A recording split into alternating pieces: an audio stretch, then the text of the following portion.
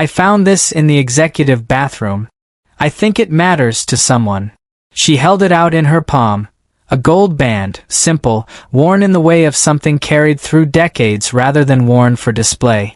She had found it beside the sink drain at 6:40 in the morning, during the early cleaning round of the Aldrin Corporate Tower's 32nd floor, and she had stood there for a moment looking at it with the particular attention of someone who understands that certain objects carry weight beyond their material. She brought it to the building's security desk rather than the lost and found, because the lost and found was a bin in the basement and this didn't feel like a bin in the basement kind of object. The security officer logged it. He looked at it, then at her. "You could have kept this," he said. Not accusing, just noting. "I know," she said simply, and went back to her cart. Her name was Sable Vane, 25 years old. She had been on the cleaning crew at Aldrin Corporate Tower for 11 months, working the early shift, 5 to 10, before her afternoon job at a copy shop 3 blocks away. She lived with a roommate, sent money home to her mother in Ohio every month, and was working toward a business administration certificate one evening class at a time. She had not thought twice about returning the ring. She had thought once, clearly, and the answer had been obvious. His name was Corden Hale, 33 years old. He was the CEO of Hale Procurement Systems, which occupied floors 29 through 33 of Aldrin Tower. He had removed the ring before washing his hands, a lifelong habit he developed to protect it, and had set it on the bathroom counter and walked out without it at 6:32 in the morning because he had been on a call that had required his full attention and had taken his full attention. He had realized it was gone at 7:15. He had retraced his steps at 7:17.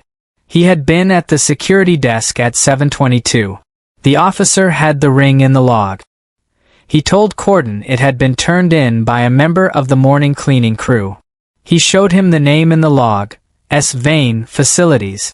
Corden held the ring. His father's ring, worn for 3 years since his father's death. The thing he would have been unable to replace regardless of what he could afford, and stood at the security desk for a moment with the specific feeling of something important having been returned to him, not just physically but in a larger sense he didn't immediately have words for.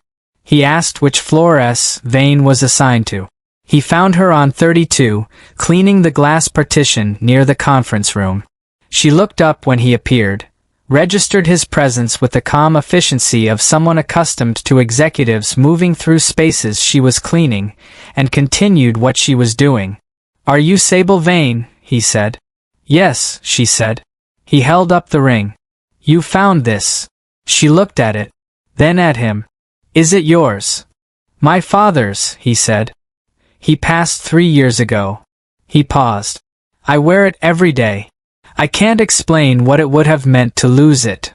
She was quiet for a moment, looking at the ring in his hand. "It was by the drain," she said. "It almost went in." She resumed cleaning the glass. "I'm glad it didn't." He looked at her, cleaning the glass with the focused, unhurried attention of someone who does their work completely regardless of whether anyone is watching, and felt the gap between what she had done and what he had expected, which was nothing and something, respectively. "I'd like to do something," he said. "To thank you properly." "You don't have to," she said. "I know," he said. "That's why I want to." She looked at him with the direct assessment of someone evaluating sincerity. "The ring is what mattered," she said. "Finding it was just the job. Returning it without taking it wasn't just the job," he said. She considered this. "It was the obvious thing," she said. "Not to everyone," he said. He left. She finished the floor. She went to the copy shop at noon. What she didn't know was that Corden spent that afternoon doing something he hadn't planned.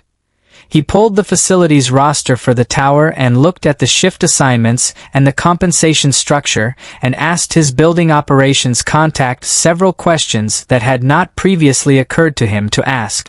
What he found was a compensation structure for early shift facilities staff that had not been reviewed in 4 years and sat below the current living wage for the city by a margin that was, on examination, not defensible. He also found that the continuing education benefit that the tower management company offered, technically available to all building workers, was structured in a way that made it effectively inaccessible to shift workers whose schedules didn't align with the application process. He called the tower's management company, not to complain, to ask what it would take to change both things. The conversation was productive. He was a significant anchor tenant.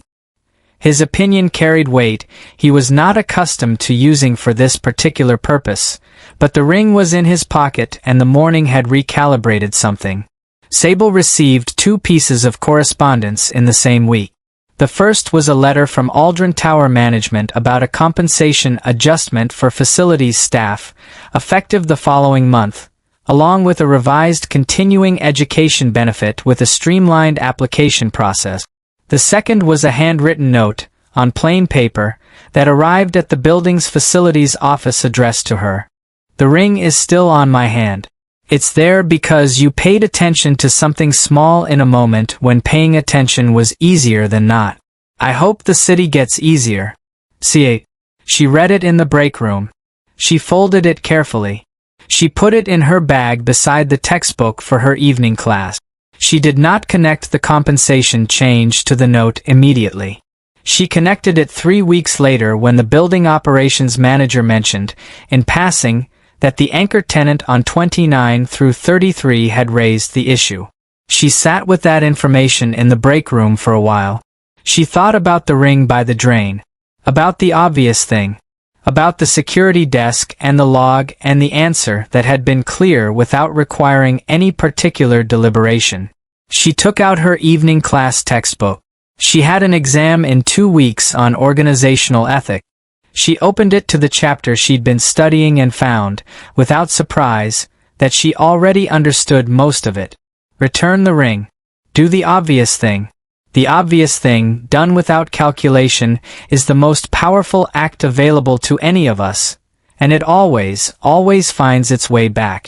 If this story touched your heart, please like, share, subscribe, and comment. Let's spread more stories of kindness and hope together.